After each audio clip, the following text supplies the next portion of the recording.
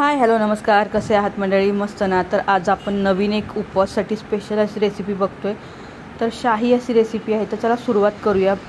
रताळीना स्वच्छ धुवून घ्यायची, त्याची माती पूर्ण काढायची आणि त्याचे असे स्लाइस करून घ्यायचे आहेत. बघू शकता छान असे बटाट्यासारखे स्लाइस तयार झालेले आहेत. आता कढई ठेवून घेतलेली आहे, त्याच्यामध्ये मी तूप टाकलेलं आहे. तुम्ही सुरुवातीला ड्रायफ्रूट्स भाजून घेऊ शकता, मी नंतर टाकलेले आहेत.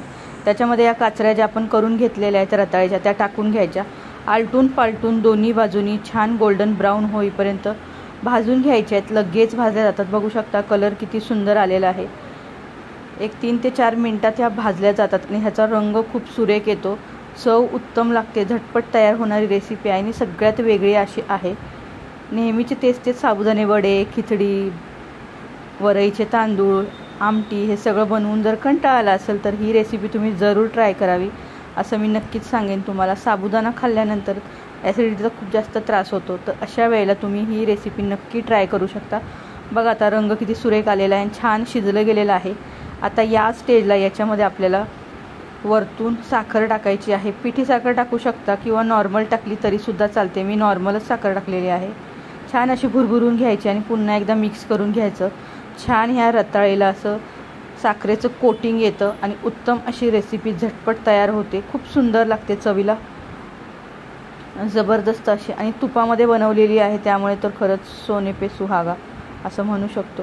खूप सुंदर आहे, नक्की ट्राय करा. बघू शकता फायनली इथं आपली अशी ही रेसिपी तयार झालेली आहे.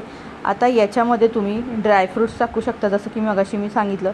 तर मी आता बदाम कट करून घेतलेले आहेत, तर एवढेच मी टाकलेले आहेत. आणि एक वेलची टाकलेली होती, ती अख्खीच टाकली. त्याच्यानंतर ती परत मग मी काढली आहे. कुटून वगैरे तुम्ही टाकू शकता. मला वेलची नव्हती टाकायची, चुकून ती पडली होती माझ्याकडून. तर असो, आता या पद्धतीने बघा आपलं ही रेसिपी तयार झालेली आहे रताळीची. खूप सुंदर, टेस्टी, उत्तम आणि झटपट तयार होणारी अशी आहे. फायनली इथं आपलं असं तयार झालेलं आहे. व्यवस्थित शिजलं आहे का बघायचं. नसेल शिजलं तर 1-2 मिनटं पुन्हा एकदा असं गॅसवरती ठेवून द्यायचं आणि हे एका ताटामध्ये सर्व करायचं. याच्यासोबत तुम्ही दूध घेऊ शकता किंवा मग मखाने टाकून केलेली खीर. उत्तम अशी ही रेसिपी आहे.